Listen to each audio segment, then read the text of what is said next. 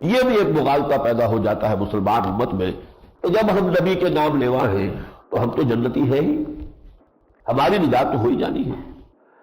اول تو یہ کہ نام لیوا ہے جو کچھ بھی ہے، لیکن تیرے محبوب کی امت میں ہے، جب تیرے محبوب کی امت میں ہے تو ہمارا حق ہے، جنت جو ہے وہ تو ہمارا پیدائشی حق ہے، برتھ رائٹ ہے، وہ ہمیں مل کر رہنا چاہیے۔ کوئی کمی بیشی ہوئی تو نبی شفاعت کریں گے، بخشوا دیں گے، اللہ لا خیر صلی اللہ۔ لہذا ہمارے لیے خوف اور ڈر اور کسی جواب دہی کا، کسی عذاب خداوندی کا کوئی اندیشہ نہیں۔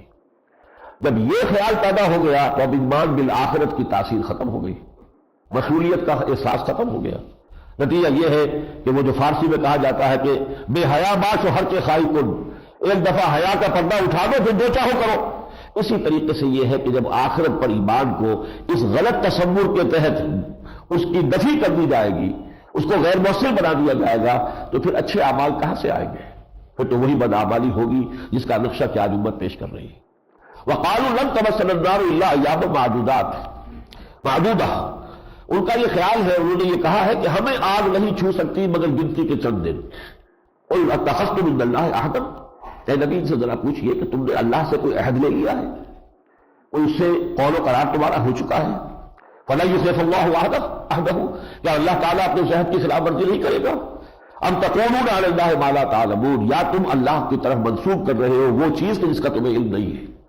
چنانچہ اس کے بعد کان کھول دینے والے الفاظ میں یہ آیت آئی ہے، بلا کیوں نہیں، من کسب سیئۃ واحاطت بہ خطیئتہ، جس شخص نے کوئی ایک بھی بڑا گناہ کمایا اور اس نے اس کا احاطہ کر لیا، فاولئک اصحاب النار هم فیہا خالدون، وہ جہنمی ہوں گے اور ہمیشہ ہمیشہ اس میں رہیں گے۔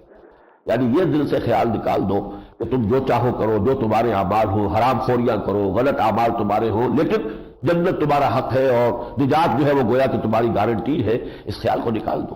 ایک گناہ کبیرہ بھی اگر اس پر تواتر ہے، اس پر مداومت ہے، اور اس کا نتیجہ کیا نکل رہا ہے، علماء کہتے ہیں کہ المعاصی برید الکفر، یہ جو معصیت ہے عملی طور پر اللہ کے کسی حکم کو توڑنا، اس سے کفر کی کیفیت پیدا ہونی شروع ہو جاتی ہے، اور ایک وقت آتا ہے کہ پھر ایمان بالکل ختم ہو جاتا ہے اور دل میں ایمان کا کوئی ایک شمع بھی نہیں رہتا، اور اس کے بعد ظاہر بات ہے کہ پھر خلود فی النار، جہنم میں داخلہ اور ہمیشہ ہمیشہ جہنم میں رہنے کا جو انجام ہے اس سے انسان دوچار ہو جائے۔